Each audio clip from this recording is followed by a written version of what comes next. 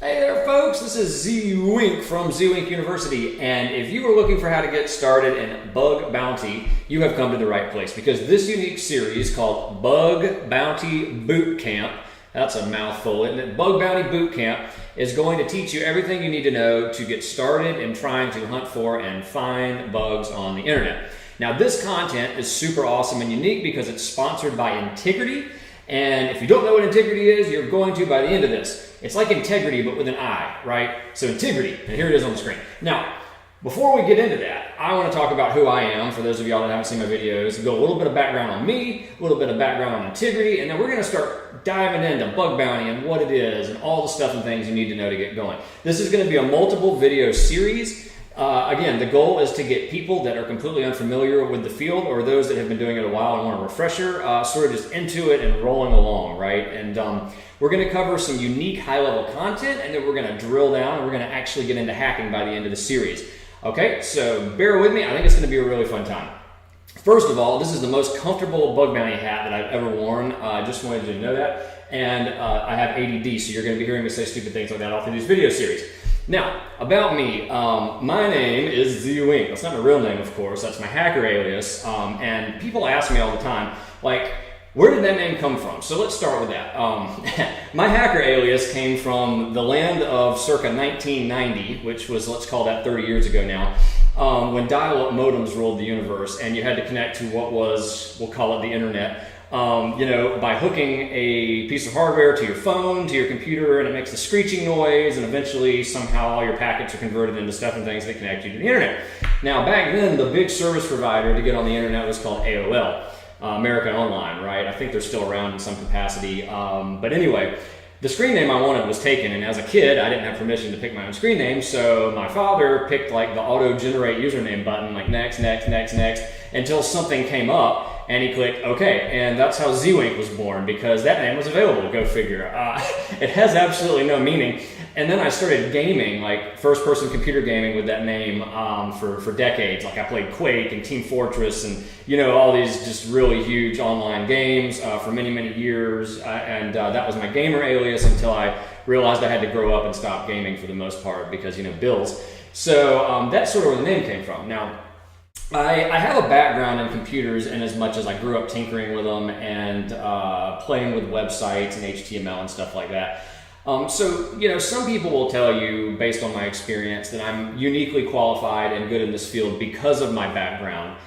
But personally, I think I'm good in this field because I have the willingness and ability to learn constantly. And I think that's all you really need to be good, to be a good bug bounty hunter. And I realize we haven't talked about what bug bounty hunting is yet, but if you're a person that likes to learn things and ask the question why or what if, or just dig into things, take things apart, put them back together, figure out how they work, ask the why questions, the what questions, the really do we have to do that questions. I mean, that's what makes a good bug bounty hunter. That's what makes a good researcher, is having an inquisitive mind and asking questions and trying things that other people may not try.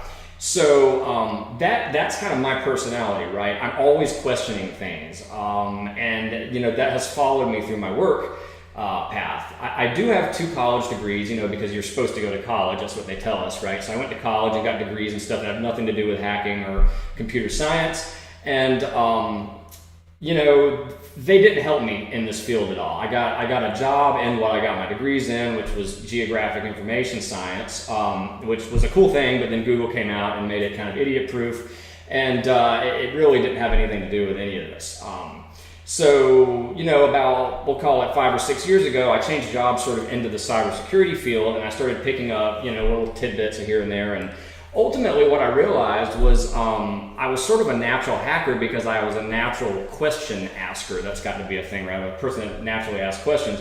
And all you got to really do to become a hacker or a bug bounty hunter is you have to think like the bad guy. So when you see a thing, we're on the screen right here on Intigriti's website. If you see a sign-in button, and we click the sign-in button, I don't know where this is going to take us. We're going on a journey.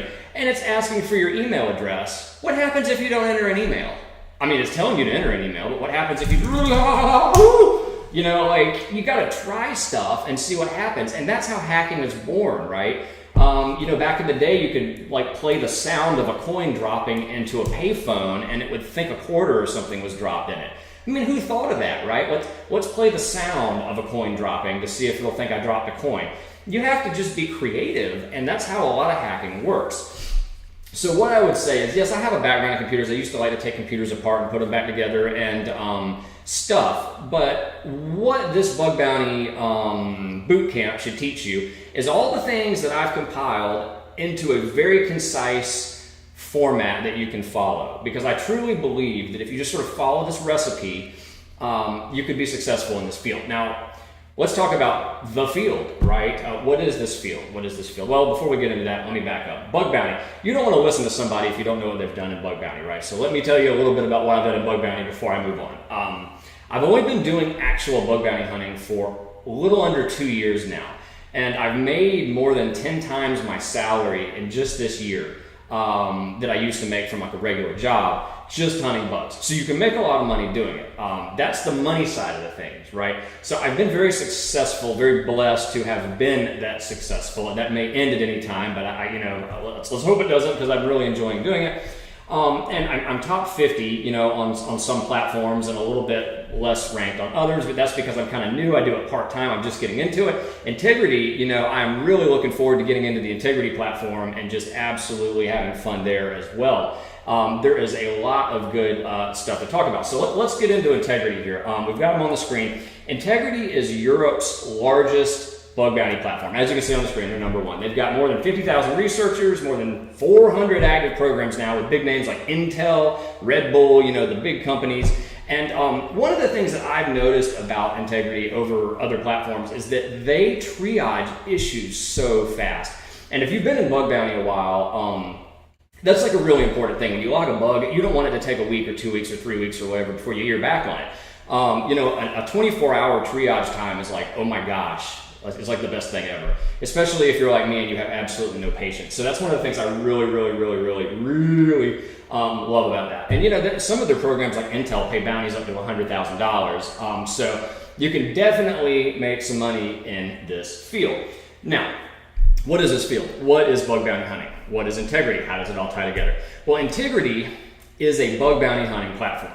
Okay, and what that allows you to do as a researcher, as a bug bounty hunter, is to log in and log your issues that you find with programs and get paid for them. Okay, but that may not mean a lot to you if you don't know what bug bounty hunting really is. So let's back up. We're going in all sorts of directions here, but we're going to cover it all. This is just a high level funsy time. Okay, so let's go over here to command prompt. we're gonna do echo. What is bug bounty hunting?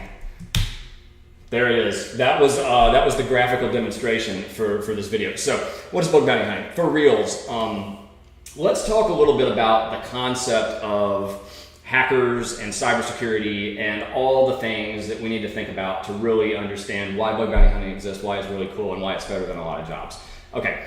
So you think you want to get into bug bounty hunting because it makes money. This is most people's motivation, let's be honest. They see people posting on Twitter, you know, that they've made all the money and, you know, oh, I made $1,000, I made $10,000, I made $50,000. People post all the time on Twitter about the money they make at bug bounties. So you're like, I want to go do bug bounty.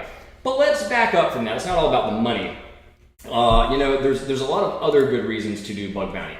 Let's type some on the screen right now, right? So if we think about hackers in a nutshell, what do we always see in the news about hackers? Hackers have breached somebody's data, right? So let's just type data breach so we understand, you know, things. So we see hackers breaching data. We see stolen cryptocurrency, right? We see ransomware. These are big things that we see in the news a lot.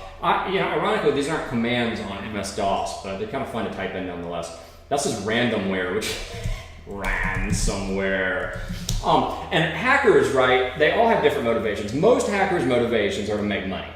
Some hackers are hacking for political gain or for revenge or things like that, but ultimately a lot of it is to make money, and then there's always these sort of little tertiary reasons that somebody might hack stuff, like, you know, defacing some company's reputation, political reasons again, you know, threat actors from nation states, China versus U.S. versus Russia versus, I don't know, all that stuff's really complicated. I don't follow it. But long story short, the hackers out there are trying to find any way in they can through targets in order to accomplish their goals, whatever that may be.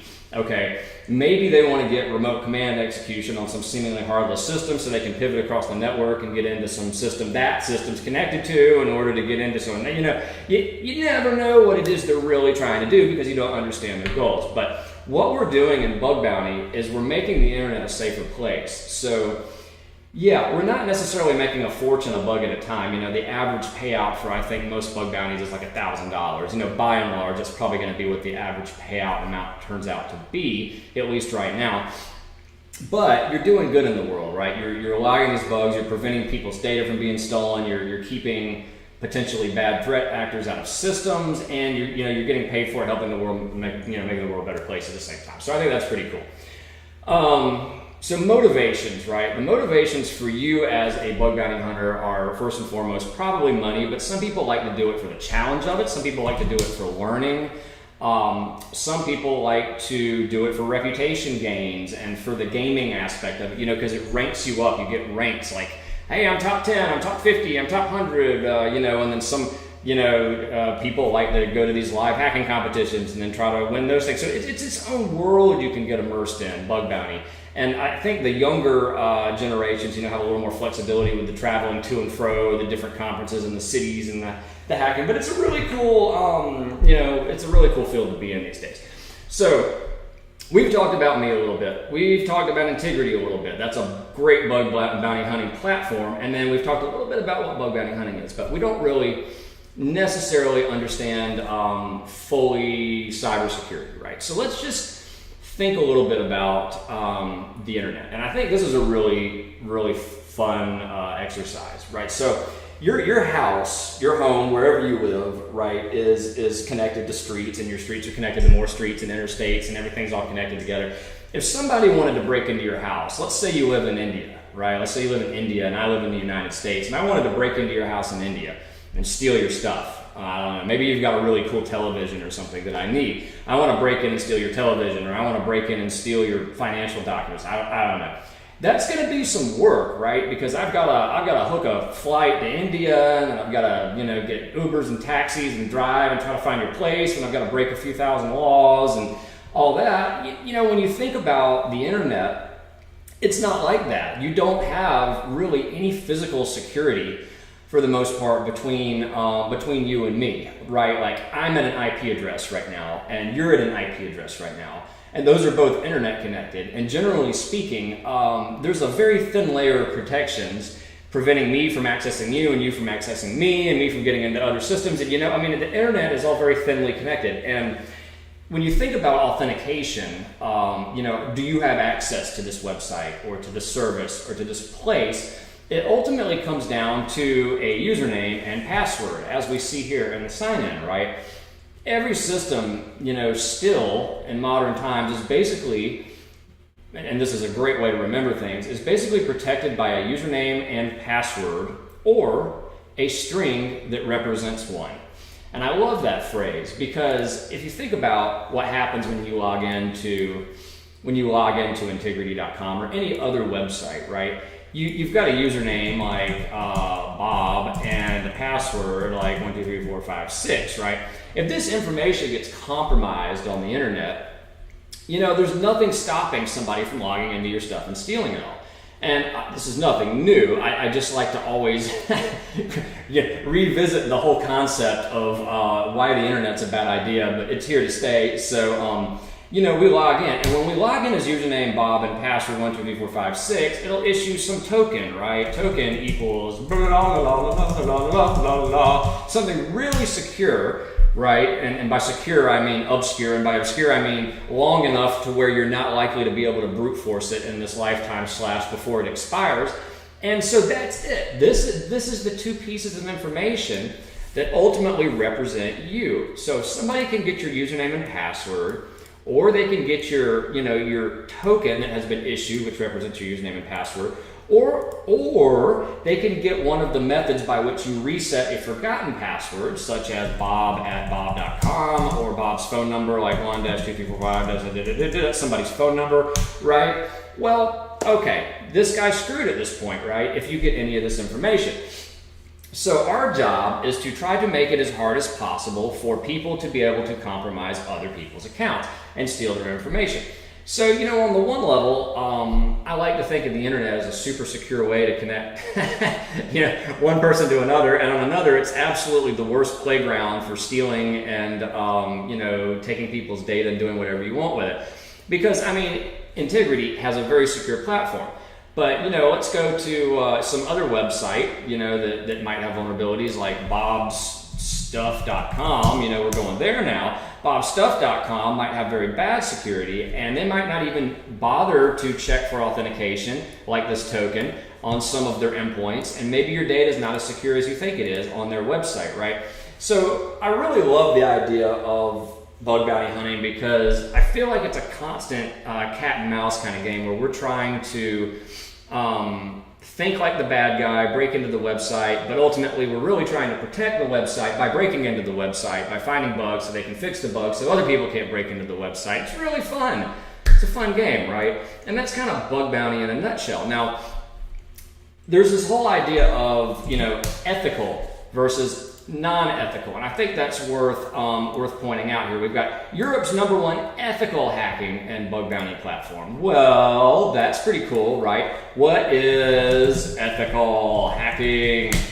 Dang it, none of these are commands. So what is ethical hacking? Well, there's a line, right? There's the whole, let's go to images.google.com and type in the gray area. Is it gray with an E? Yes. The gray area. This is the gray area, right?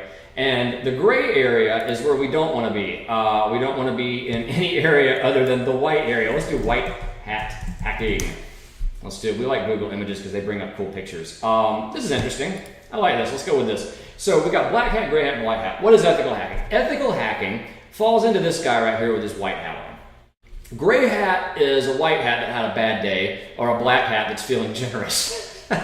So ethical hacking means that when you find a bug and you've done the bare minimum it takes to show that it's a bug, you stop, right? And you're hacking for good. You're hacking to responsibly report the vulnerability, but not disclose the vulnerability to people that shouldn't know it.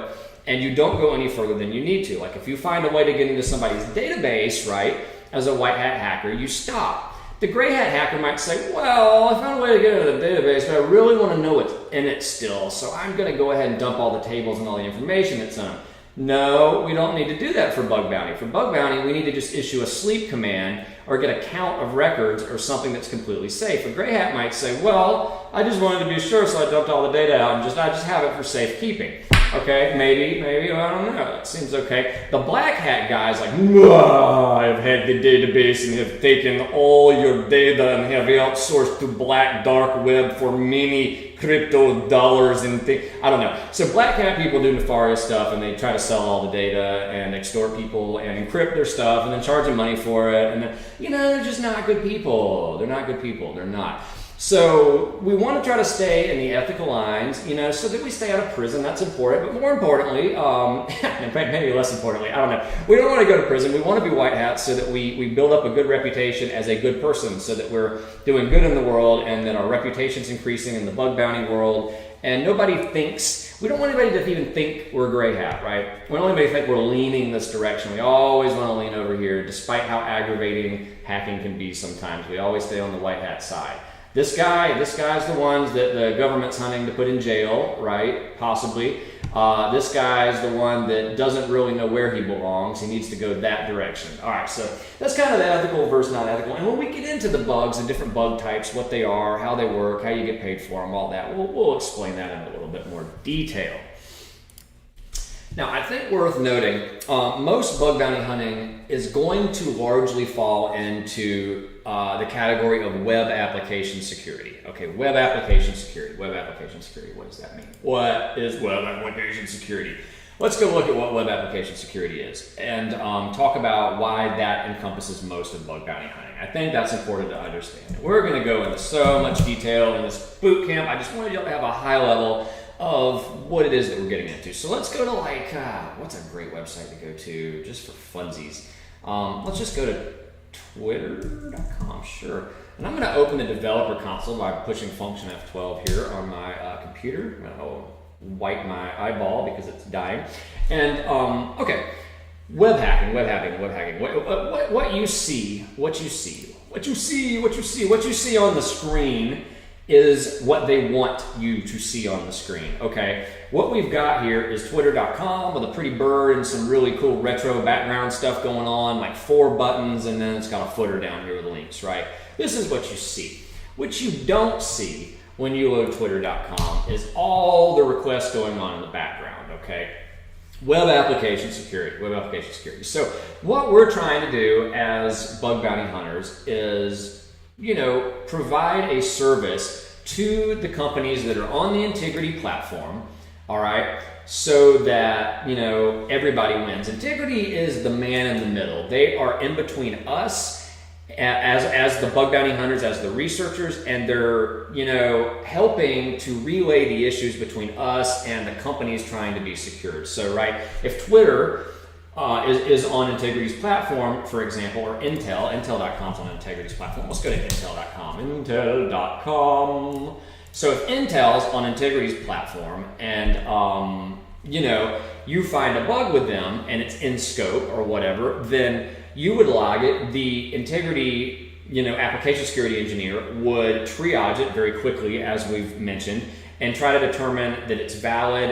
He can reproduce it, he or she can reproduce it, and what bucket it falls into, so to speak. And it's really good because we've sort of got a person in the middle filtering things back and forth, helping to move issues along and clear up any problems.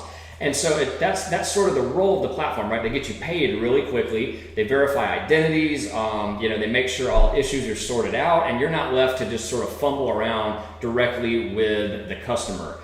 Because sometimes if you've ever been doing, you've been hacking for a while, you may not have, but if you have, you would know that working directly with programs is not super fun a lot of the time. So having a platform in between is the way to go. Now, going full circle back to what is the web application security? The reason most bugs are web application security is because it's the most accessible way for people to test, right? You're not going to do a lot of physical testing or network level testing necessarily from a remote country to a target. Now, these are internet connected targets, so internet connected targets are naturally going to be easier to test, and most of the things that are in scope are web related, things that are at subdomains or primary domains of certain companies. So going back to twitter.com, just because I saw something interesting there that I wanted to point out. So we remember, we see what they want us to see on the screen, and we're not going deep here. I just wanted you to see this, right? There's a call made to another website like branch.io. Why? We don't know what that does, right? We don't ever see that on the screen. We don't see anything happening necessarily with Google on the screen. This other subdomain, twimage.com, you just get to see all the interactions in the background when you're doing web application security and network analysis, and you get to see what is and is not being sent back and forth. And it's just really interesting sometimes to look at that. And so if I'm in India, or I'm in Russia, or I'm in Ukraine, or I'm in France, or any country in the world, the Netherlands, Sweden, Finland, it doesn't matter, any of those people can hit twitter.com.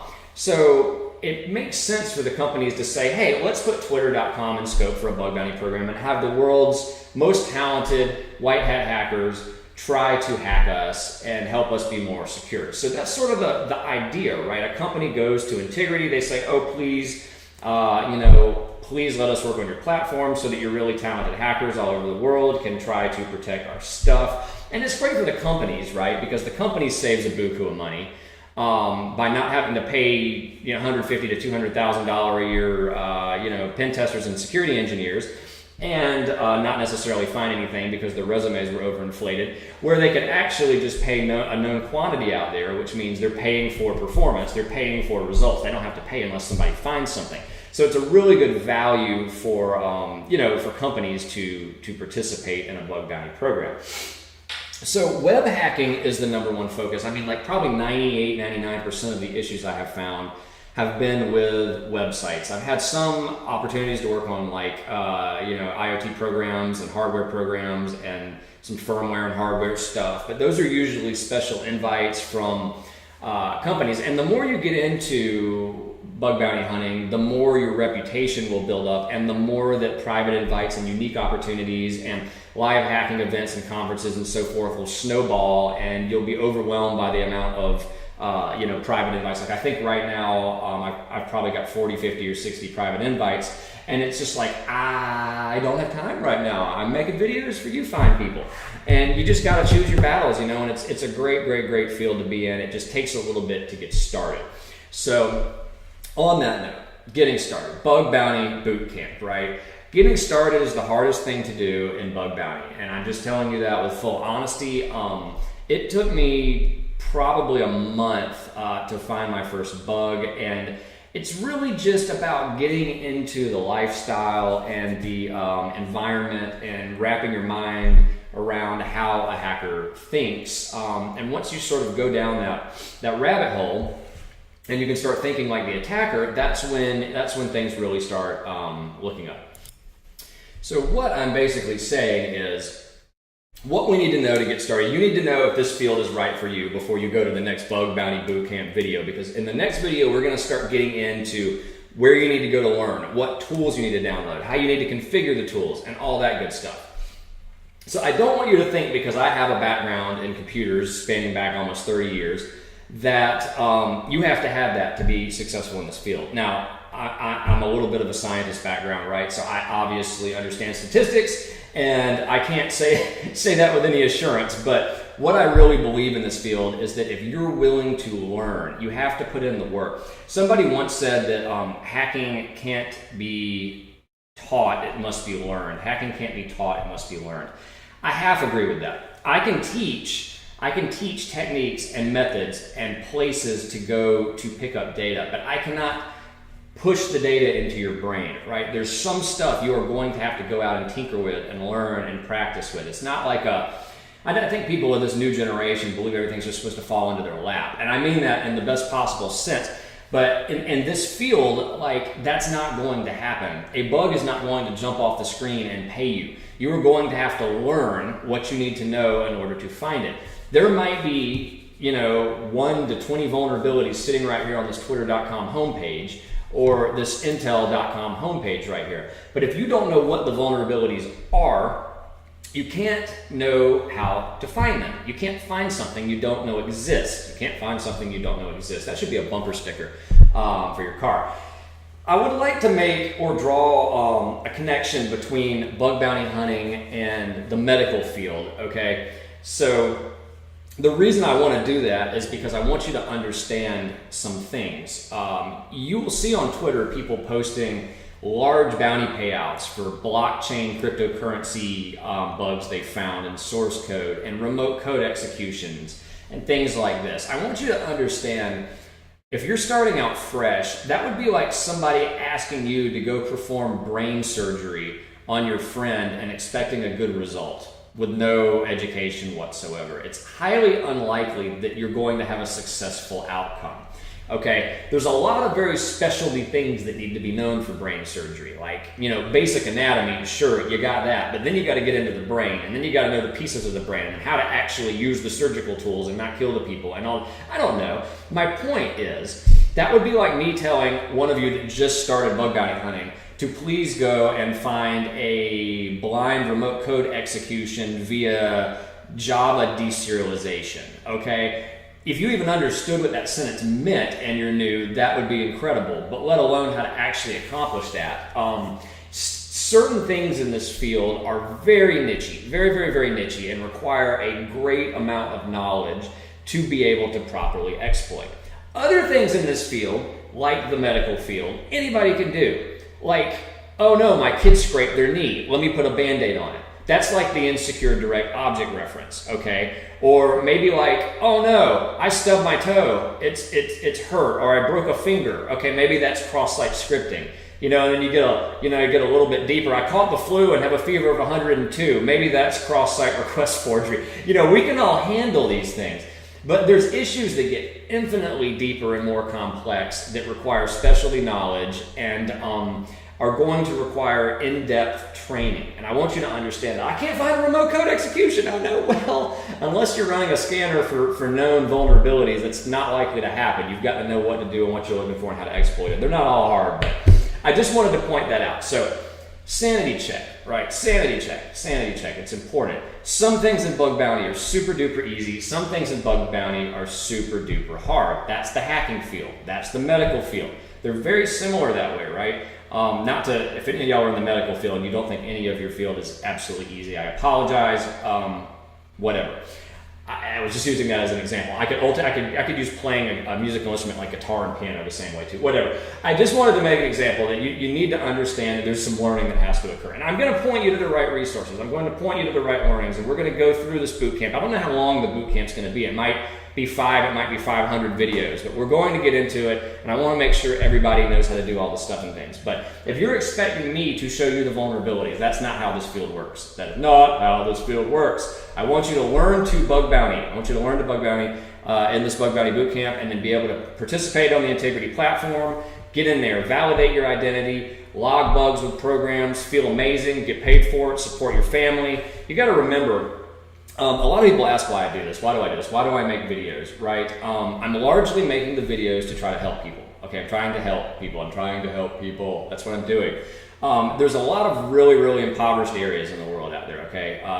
And if the average income in these areas is between $20 and $40 a month, and that's a true number in a lot of places in the world, if this training allows somebody to be able to find a bug with their computer or their phone even, man, that would be hard. If any of y'all have ever found a bug with your phone, congratulations.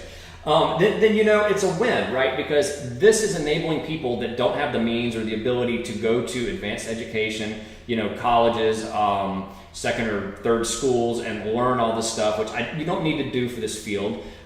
Everything you need to know for bug bounty hunting is available for free on the internet, okay? It is absolutely all out there. So that's why I'm doing this. I want to teach others. I want to help others. I want you to be successful. And that's ultimately it. I am not the best hacker in the world. I'm not. I'm good at like 5 things in cybersecurity, in web application security. I mean, I know enough to be dangerous in just about every bug type. And I'm saying I'm like really good at finding certain vulnerability types. And those are going to be taught to you, and I will also touch on the other ones that I don't often look for just because of time. Again, Bug Bounty Bootcamp. This is going to be great. So all we did today was we talked a little bit about me. We talked about Intigriti as the bug bounty hunting platform. Very high level of what bug bounty hunting is in general, motivations for bug bounty hunting, a little bit of a white hat versus gray hat versus black hat discussion, right? And I think we're ready to get rolling into the actual content that we're going to need to know in order to hack things. Do you want to hack this right here? Let's hack this on the screen real quick. We're just going to right click, say resend. Oh my goodness, what'd that do? Look at all this stuff that popped up. Wow, that is really cool. But we don't really need to do that. I'm just messing around. It is cool though. A lot of people don't realize Firefox actually has sort of a Burp Suite intruder built into it. So you can actually hack things just in Firefox if you know what you're doing. Change this payload and resend it and do stuff and things. We're going to get into it. Just remember, you can make a lot of money in bug bounty hunting. You can also find no bugs in bug bounty hunting. It really just depends on your motivation level and dedication and learning and skill and all sorts of things, okay? So we're going to get into it. I really want you to be successful. Please stay tuned for the next video where we're going to hop into the software, how I configure it, how I use it, how you need to configure it and use it, and we're going to talk about what it does and why it does what it does, okay? Because the software, this is our tools. You don't build a house, right, without a hammer. Normally you would need a hammer to build a house. So we need to learn how to use some tools. If you can't use a hammer, you can't build a house probably. It would be a little difficult unless you had a really nice nail gun that worked. But then you still have to know how to use a nail gun, which is a tool. So we're going to talk about the tools. Man, this has been great. Okay, so we will be back here very soon. Stay tuned, and we're going to dive into it. Again, thank you for listening. This is winK from winK University, and Bug Bounty Bootcamp is kicked off. Have a good one.